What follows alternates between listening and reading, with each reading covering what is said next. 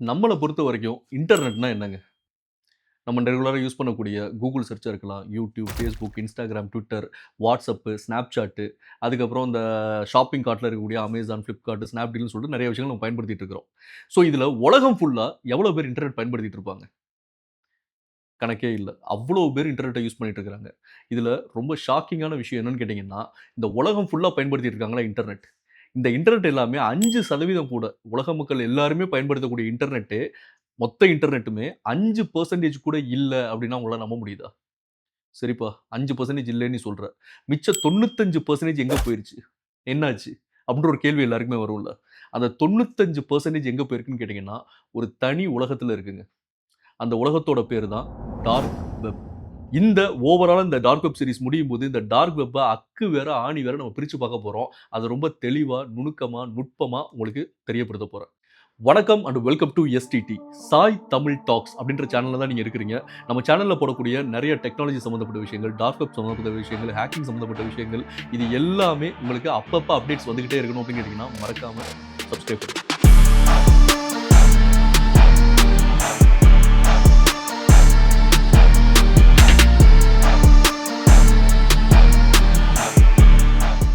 நம்ம இந்த டார்க் வெப்ப பத்தி தெளிவா தெரிஞ்சுக்கிறதுக்கு முன்னாடி முக்கியமான ஒரு விஷயம் தெரிஞ்சுக்கணுங்க.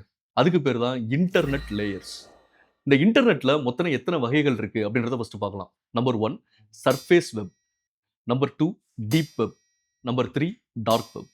இதுல சர்ஃபேஸ் வெப் அப்படின்றது நம்ம எல்லாருமே நார்மலா அன்றாட வாழ்க்கையில யூஸ் பண்ணிட்டு இருக்கோம்ல, அது எல்லாமே சர்ஃபேஸ் வெப்.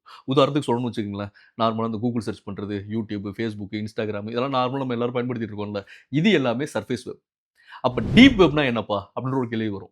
டீப் வெப்னா என்னன்னு கேட்டீங்கன்னா, அது ஒண்ணும் கிரிமினல் ஆக்டிவிட்டி. அதிலேயே வந்து கிரிமினல்க்கு மட்டும் தான் அத யூஸ் பண்ணுவாங்க அப்படிலாம் கிடையாது. நார்மலா ஒரு எல்லாருக்கும் புரியிற மாரி சொல்லணும்னு வச்சுக்கங்களேன். பேங்க்ல யூஸ் பண்றக்கூடிய அட்மின் லாகின். இது எல்லாமே பேங்க்ல வந்து இப்ப என்ன பண்றோம்? நம்ம போறோம், பணம் கட்டுறோம். பணம் கட்டும்போது பேங்க் ஒரு சர்வர் வச்சிருக்காங்களா? அதுல நம்மளோட டேட்டாபேஸ்லாம் ஸ்டோர் பண்ணி வச்சிருக்காங்களா? நம்ம எவ்வளோ பணம் இருக்கு, எவ்வளோ இல்லன்றத கால்குலேட் பண்றாங்களா? இது எல்லாமே டீப் வெப்ல இருக்கும். அதே மாரி பிசினஸ்மேன். பிசினஸ்மேன் என்ன பண்ணுவாங்க? ஒரு கம்பெனி ரன் பண்ணிட்டு இருப்பாங்க. அந்த கம்பெனில ப்ராஃபிட் இருக்கும், லாஸ் இருக்கும், கஸ்டமரோட டேட்டாபேஸ் இருக்கும். இதெல்லாம் ஹோல்ட் பண்றதுக்கு அந்த வெப்சைட்டோட பேக் எண்ட் லாகின் யூஸ் பண்றாங்க தெரியுமா? Admin login. அதுக்கு ஒரு சர்வர் வச்சிருக்காங்களா? அது வந்து பிரைவேட் லாகின். இது எல்லாமே டீப் வெப்ல வரும். இத இன்னும் எளிமையா சொல்லணும்னு வச்சுக்கங்க. நம்மளோட லைஃப்ல Gmail யூஸ் பண்றோமா?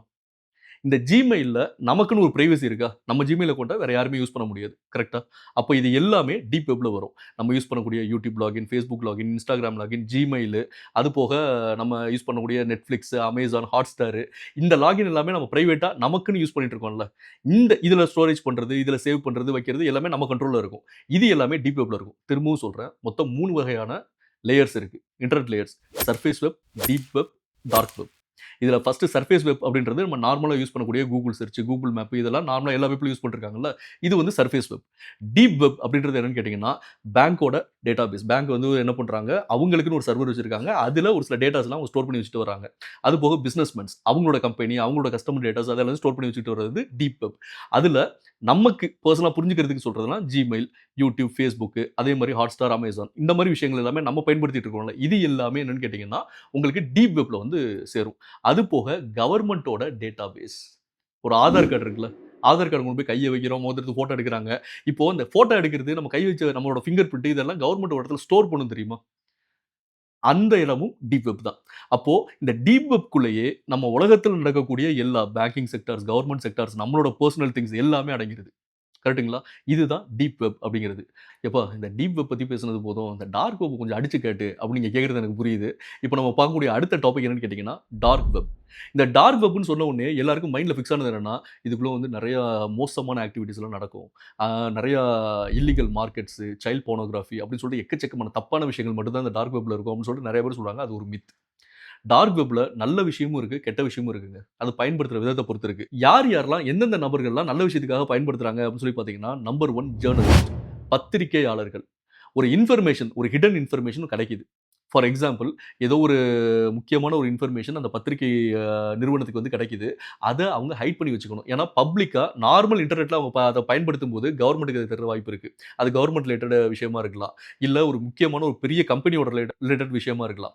ஸோ அப்போ அத என்ன பண்ண முடியாதுன்னா, நார்மல் வெப்ல அவங்க அத வந்து அந்த இன்ஃபர்மேஷன பகிர்றத விட, இந்த டார்க் வெப்ல இருந்து அவங்க இன்னொருத்தவங்களுக்கு அனுப்புனாங்கன்னா, அது யாருக்குமே தெரியாது. யாராலயும் கண்டே பிடிக்க முடியாது. அதனால ஜர்னலிஸ்ட் வந்து இத பயன்படுத்துவாங்க.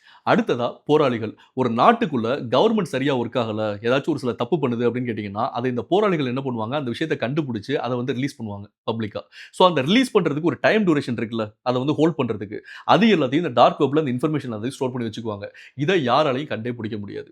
போராளிகள் அப்படின்றது வந்து தப்பானவங்க கிடையாதுங்க. அவங்க என்னன்னா, நல்ல விஷயங்களுக்காக போராடி, அதுக்கான விஷயங்கள இன்ஃபர்மேஷன கலெக்ட் பண்ணி, அத மக்களுக்கு கொண்டு போய் சேர்க்கிறவங்க. ஸோ அடுத்து ரொம்ப முக்கியமா யூஸ் பண்ணக்கூடிய நபர்கள் யாருன்னு கேட்டீங்கன்னா, பொலிட்டிக்கல் அண்ட் கம்பெனி ஸ்கேம்ஸ வெளியில கொண்டு வரவங்க. ஸோ இவங்க என்ன பண்ணுவாங்கன்னு கேட்டீங்கன்னா, ஒரு எம்.என்.சி கம்பெனி, மல்டிநேஷனல் கம்பெனி இருக்குன்னு நீங்க வச்சுக்கங்களேன். அந்த கம்பெனி ஒரு மிகப்பெரிய ஒரு தப்பு பண்ணிட்டு இருக்கு. இந்த கூடங்குளம் அணுமின் நிலையம் மாரி. ஸோ ஏதோ ஒரு தப்பு பண்ணுதுன்னு வச்சுக்கங்க. அந்த விஷயங்கள் எல்லாத்தையும் எடுத்து கேதர் பண்ணி வச்சுக்கிட்டு, அத ஒரு நல்ல டைம் பார்த்து, இப்ப கோர்ட்ல வந்து கேஸ் நடந்துகிட்டு இருக்கும். ஸோ அத வந்து ஹோல்ட் பண்ணி வைக்கணும். அது எல்லாத்தையும் எங்க வச்சிருப்பாங்கன்னா, டார்க் வெப்ல வச்சிருப்பாங்க. அந்த டைம் பார்த்து அத ரிலீஸ் பண்ணுவாங்க. ஸோ அப்போ அந்த மாரி விஷயங்கள் எல்லாத்தையும் ஹோல்ட் பண்றது. பொலிட்டிக்கல் ஸ்கேம்ஸ்ன்றத பொறுத்தவரைக்கும், ஒரு தலைவர் ஒரு தவறு பண்றாரு. அது ஒரு வீடியோ எடுத்து வச்சுட்டாங்க. அந்த வீடியோ ஹோல்ட் பண்றது எல்லாமே டார்க் வெப்ல பண்ணி வச்சுக்குவாங்க. இத ஒரு சரியான நேரம் பார்த்து, ஒரு டைம் பார்த்து என்ன பண்ணுவாங்க, ரிலீஸ் பண்ணுவாங்க. இந்த மாரி ஒரு நாட்டுக்கு நல்லது நடக்கக்கூடிய விஷயங்களையும் செய்யக்கூடிய பெர்சன்ஸும் இந்த டார்க் வெப் உள்ள இருக்கதான் செய்றாங்க. சரி, என்னென்ன இல்லீகல் ஆக்டிவிட்டீஸ் நடக்கும்பா அதுல அப்படின்னு சொல்லி கேட்டீங்கன்னா, இதுல ஹேக்கர்ஸ் வந்து இருப்பாங்க. நார்மலா. அவங்க என்ன பண்ணுவாங்கன்னு கேட்டீங்கன்னா, நெறைய உள்ளுக்குள்ள வந்து சாஃப்ட்வேர்ஸு, லிங்க்ஸு அப்படி இப்படின்னு சொல்லி வச்சிருப்பாங்க. நம்ம ஒரு கியூரியாசிட்டிக்காக டார்க் வெப்ப யூஸ் பண்றதுக்கு அதாவது டார்க் வெப்ப பயன்படுத்தணும் அப்படின்னு நீங்க டிசைட் பண்ணிட்டீங்கன்னா, அத பத்தி தெளிவா தெரிஞ்சுக்கிட்டு தான் உள்ள போணும் அப்படின்றத நான் வந்து டிஸ்க்ளைமரா சொல்லிடுறேன். எதுக்காக சொல்றேன்னா, நீங்க ஒரு கியூரியாசிட்டிக்காக, ஒரு ஆர்வத்துக்காக நீங்க உள்ள போனீங்கன்னா, உள்ள போய் ஏதாச்சும் ஒரு லிங்க கிளிக் பண்ணாலோ, ஒரு சாஃப்ட்வேர டவுன்லோட் பண்ணாலோ, பார்த்தா இந்த லிங்க கிளிக் பண்ணீங்கன்னா, Amazonல உங்களுக்கு ஆஃபர் பயங்கரமா இருக்கு அப்படின்னு சொன்னா டக்குனு கிளிக் பண்ணி உள்ள போயிட்டீங்கனாலும், உங்க ஃபோனோட கேமரால இருந்து, கான்டாக்ட் நம்பர்ல இருந்து, டீட்டெயில்ஸ்ல இருந்து இந்த உலகத்துல இருக்கக்கூடிய ஏதோ ஒரு இடத்துல இருக்கக்கூடிய ஒரு ஹேக்கர் வந்து அத ஹேக் பண்றதுக்கான பாசிபிலிட்டீஸ் இருக்கு. ஸோ கியூரியாசிட்டிக்காக அத வந்து பண்ண வேணாம். இந்த டார்க் வெப் சீரிஸ முழுசா முடிச்சதுக்கு அப்புறம் எல்லாத்தையும் தெரிஞ்சுக்கிட்டு உள்ள போய் நம்ம என்ன ஏதுன்னு அலசி ஆராயலாம். ரைட்டுங்களா? ஸோ அதே மாரி இந்த மாரி விஷயங்களுக்கெல்லாம் பயன்படுத்துறாங்க. என்னென்ன இல்லீகல் ஆக்டிவிட்டீஸ்க்காக பயன்படுத்துவாங்கன்னு கேட்டீங்கன்னா, அங்க வந்து மார்க்கெட் வந்து இல்லீகல் மார்க்கெட் வந்து நெறைய இருக்குங்க. அதாவது ஒரு ஃபேக் பாஸ்போர்ட் அடிக்கிறது.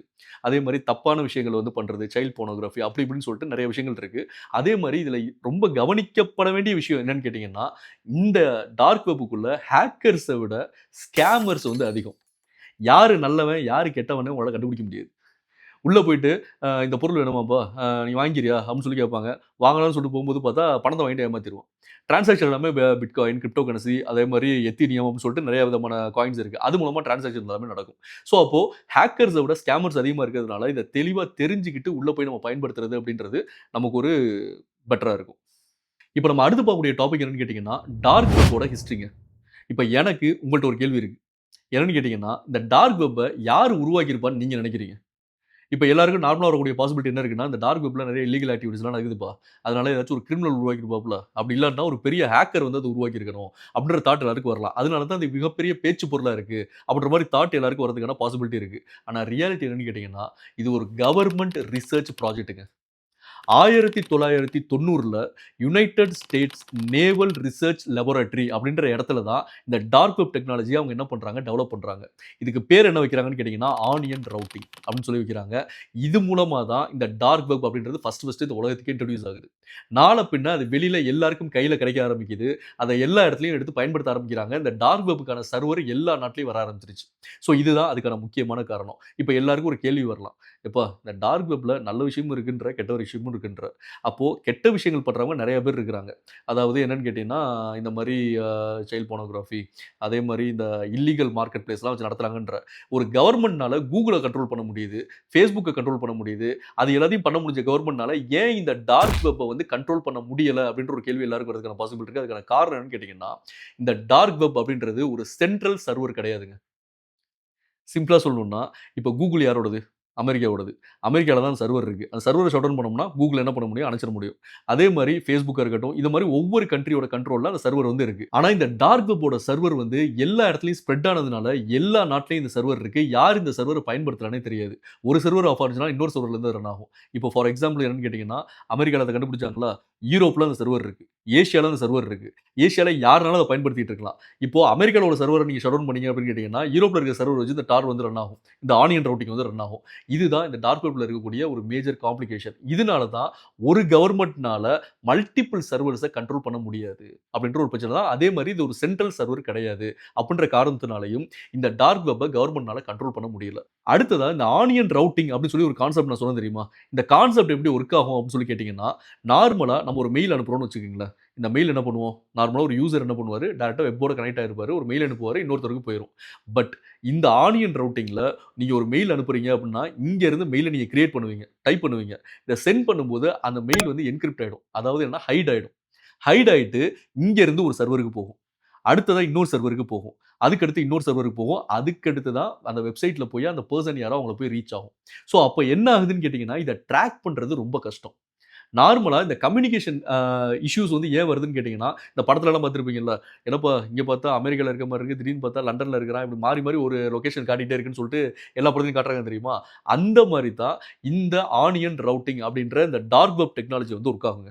இத இன்னும் டீட்டெயில்டா நம்ம போக, போக, போக இன்னும் டீட்டெயில்டா நம்ம பார்ப்போம். இப்ப அடுத்து ஃபைனலா நம்ம பார்க்கக்கூடிய டாபிக் என்னன்னு கேட்டீங்கன்னா, டார் நெட்வொர்க்.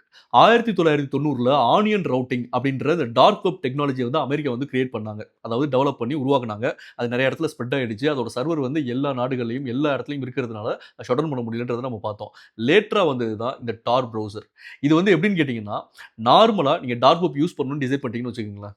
உங்களால நம்ம நார்மலா யூஸ் பண்ணிட்டு இருக்கக்கூடிய Google Chromeஆ இருக்கட்டும், Firefoxஆ இருக்கட்டும், இல்ல Edgeஆ இருக்கட்டும், Safariஆ இருக்கட்டும், இல்ல இன்டர்நெட் எக்ஸ்ப்ளோரரா இருக்கட்டும், இந்த மாரி நார்மல் ப்ரௌசர்ஸ்ல நம்மளால டார்க் வெப்ப பயன்படுத்தவே முடியாது அப்படின்ற ஒரு விஷயம் இருக்கு. அப்புறம் எப்படிப்பா பயன்படுத்துறது? அப்படின்னு சொல்லி கேட்டீங்கன்னா, இந்த டார் ப்ரௌசர் மூலமா தான் நீங்க என்ன பண்ண முடியும்? டார்க் வெப்ப உங்களால ஆக்சஸ் பண்ண முடியும். அப்படிங்கிற ஒரு கான்செப்ட் தான். இந்த டார் ப்ரௌசர நீங்க வந்து இன்ஸ்டால் பண்ணிட்டா இப்ப நார்மலா எல்லா இடத்துலயும் வந்துருச்சு. இந்த டார் ப்ரௌசர நீங்க இன்ஸ்டால் பண்ணிட்டாலே, உங்களுக்கு என்ன ஆகும்னு கேட்டீங்கன்னா, ஆட்டோமேட்டிக்கா VPNஓட கனெக்ட் ஆயிடும். ஒவ்வொரு இடத்துக்கு நீங்க அனுப்பக்கூடிய இன்ஃபர்மேஷன்ஸ் எல்லாமே ஹிடன் ஆயிடும். ஹைட் ஆயிடும். இத யாருமே என்ன பண்ண முடியாது. நீங்க என்ன சர்ச் பண்றீங்கன்னு கூட அத கண்டுபிடிக்க முடியாது. அதுவும் வரக்கூடிய எபிசோடுகள நம்ம பேசப் போறோம். இதுல ரொம்ப முக்கியமா கவனிக்கப்பட வேண்டிய விஷயம் என்னன்னு கேட்டீங்கன்னா, நார்மலா நம்ம யூஸ் பண்ற இன்டர்நெட்ல யூஸ் பண்றோம்ல. அதாவது google.com, amazon.com, flipkart.com சொல்லி நம்ம பயன்படுத்துறோம்ல. அந்த மாரி டார் ப்ரௌசர்ல உங்களால பயன்படுத்த முடியாது. அதாவது .comனு பயன்படுத்த முடியாது. ஃபார் எக்ஸாம்பிள் சொல்லணும்னா, Amazon.comனு பயன்படுத்த முடியாது. ஃபார் எக்ஸாம்பிள்க்கு டார்க் வெப்க்கு நீங்க போயிட்டீங்கன்னா, .onion அப்படின்றத தான் உங்களால பயன்படுத்த முடியும். அப்படிங்கிற ஒரு கான்செப்ட் தான். அதுபோக நெறைய பேர் இந்த மாரி சொல்லுவாங்க. என்னன்னு கேட்டீங்கன்னா, வெப்சைட்ல அதாவது டார்க் வெப்ல நீங்க பயன்படுத்தும்போது, இன்டர்நெட் வந்து ரொம்ப ஸ்லோவா இருக்கும் அப்படின்ற ஒரு கான்செப்ட் சொல்லுவாங்க. அதுக்கும் நெறைய விஷயங்கள் பண்ணிட்டாங்க. அதாவது என்னன்னா, இன்டர்நெட் ஸ்பீட் பண்றது எப்படி? அதுக்கான விஷயங்கள செட்டப் வச்சு கூட பயன்படுத்தக்கூடிய ஆட்கள் நெறைய பேர் இருக்கிறாங்க.